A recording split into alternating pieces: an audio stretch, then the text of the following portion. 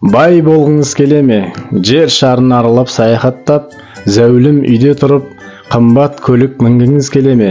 Немесе пайдасыз әдеттеріңізді тастап, жаңа өмір бастағыңыз келе ме? Мүмкін артық салмағыңыздан арылып, жіп-жіңішке болғыңыз келетін шығар. Олай болса, осы видеоны соңына дейін көріп, мүмкіншілігіңіз болса, қолыңызға қағаз бен қалам алып, осы видео барысында айтылған маңызды нүктелерді жазып алуға кеңес беремін. Сәлем достар, менің есімім Нұржан, менің каналыма қош келдіңіз.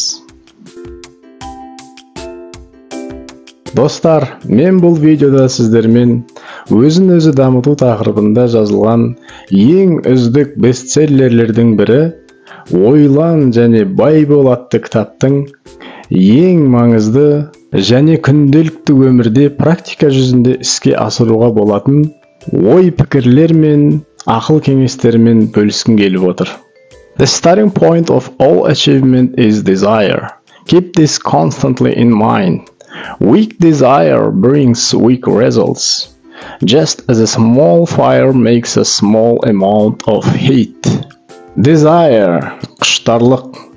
Desire сөзінің ағылшын тіліндегі басқа синонимдері: desire, wish, dream, will. Достар, өздеріңіз байқағандай, менің каналымда сіздер тек өзін-өзі дамыту тақырыбында жазылған әлемдік литературамен танысып қана қоймай, шет тілдерінде үйренесіздер. Сонымен, өзін-өзі дамыту жайында заманауи жанрда кітап жазуды бастағандардың бірі американдық жазушы, мотиватор Наполеон Хилл жетістікке жету жайында былай деп ой түйеді: барлық жетістіктің бастау нүктесі құштарлық. Осы қағиданы үнемі есте сақтаңыз. Кішкентай оттың аздаған жылу беруі сияқты, әлсіз құштарлық әлсіз нәтиже береді. ақш-тағы азаматтық құқықтардың жетекшісі Мартин Лютер Кинг 1963 жылы Вашингтонда өзінің сөзін «Менің арманым бар» деп бастауы бекерден бекер емес.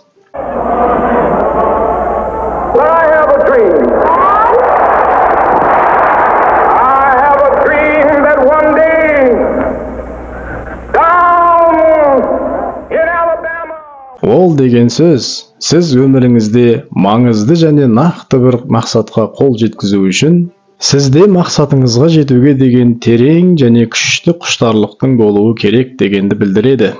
Нақты мақсат дегеніміз не? Нақты мақсаттың сіз қол жеткізсем деп жүрген жетістіктен екі айырмашылығы бар. Біріншіден, нақты мақсат деген бірнеше емес, бір ғана негізгі және анық белгіленген мақсат болады. Екіншіден, ол нақты және ешқашан өзгермейтін болуы керек. Зерттеулер бойынша, егер сіз 100 адамнан бұл өмірде шын мәнінде не қалайсыз деп сұрасаңыз, басым көпшілігі дәл жауап бере алмайды екен. Кейбіреуі байлық, атақ, даңқ немесе бастық болуды қалаймын деп айтуы мүмкін. Қанша байлық, қаншалықты атақты, қандай бастық? Түсініксіз және анық белгіленбеген мақсаттардың орындалуы өте қиын, немесе тіпті мүмкін емес. Жалындаған құштарлықтан пайда болған нақты мақсат, нақты жоспарлар мен тұрақты табандылық арқылы жүзеге асырылады. Наполеон Хилл «Ойлан және бай бол» атты кітабының құштарлық деп аталатын тарауында кез келген адам алдына белгілі бір мақсат қойып, сол мақсатына жету үшін пайдалануға болатын 6 қадамдық әдісті ұсынады. Бірінші қадам: Fix in your mind the exact amount of money. Санаңызға өзіңіз қалаған ақшаның нақты сомасын бекітіңіз. 5 миллион, 10 миллион, 100 миллион теңге. Қалаған сомаңызды белгілеңіз. Мақсатыңыз ақшалай болуы шарт емес. Ол 10 келі салмақ тастау, 20 кітап оқу, немесе IELTS-тан 9 балл жинау болуы мүмкін. Қалаған нәрсеңізді жазыңыз. Екінші қадам: Determine exactly what you are willing to commit. Мақсатыңызға жету үшін нақты қандай қадам жасауға дайын екеніңізді нақты анықтаңыз. Әйгілі Генри Форд кезінде өзінің инженерлеріне былай деген: қазіргі 4 цилиндрлі қозғалтқыштарымызды 8 цилиндрлі қозғалтқышқа ауыстыруымыз керек, және олар бір блоктың ішінде болуы керек. Оның инженерлері қанша жерден мүмкін емес деп өздерінің мұны іске асыра алмайтындарын айтса да, Генри оларға осы бағытта табандылық пен еңбек етулерін талап етіп, ақырында 1 жылдан аса уақыттан кейін Генридің бұл идеясы іске асқан. Генри мен оның инженерлері мақсаттарын іске асыру үшін өте көп ізденіп, тер төгіп, еңбек еткендері айтпаса да айдан анық. Наполеон Хилл да осы кітабын жазу үшін 20 жылдан астам уақыт бойы 500-ге жуық американдық миллионерлерден сұхбат алған. 3-ші қадам. Specify an exact date. Мақсатыңыздың іске асу уақытын жобалап, белгілі бір уақытты белгілеу өте маңызды. Уақыты белгіленбеген мақсаттың орындалуы ұзаққа созылады, немесе мүлдем іске аспайды. 4-ші қадам. Create a plan and take the first step. Жоспар құрыңыз, және көп кідірмей алғашқы қадамды жасаңыз. Мысалы, мақсатыңыз жылдың соңына дейін 10 келі салмақ тастау болса, бүгіннен бастап кірісіңіз.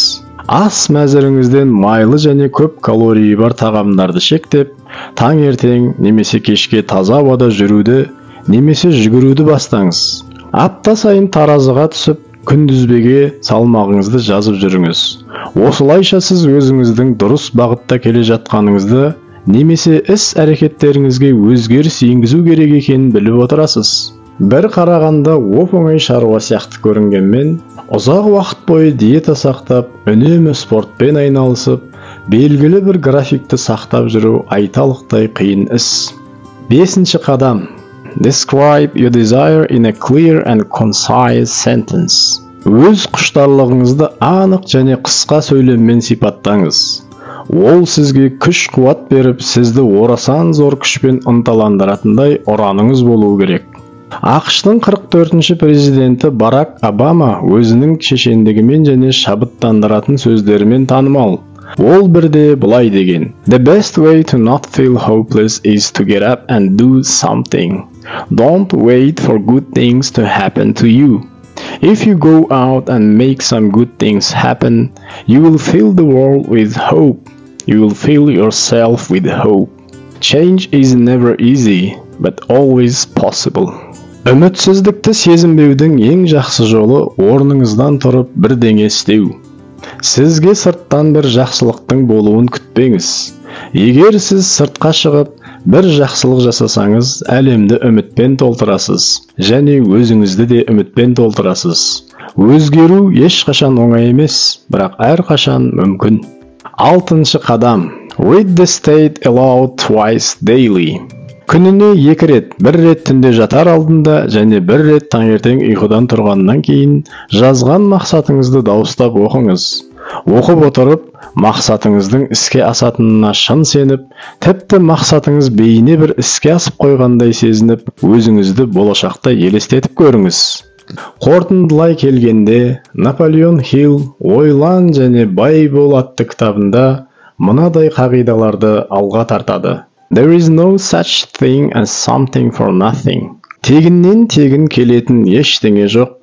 A quitter never wins and a winner never quits. Қорқақ ешқашан жеңбейді, ал жеңімпаз ешқашан берілмейді. Егер сізді өзін-өзі дамыту, шет тілдерін үйрену және алдыңызға мақсат қойып оған оңай жету жолдары деген тақырыптар қызықтырса, менің каналыма жазылыңыз. Бай, қуатты болайық.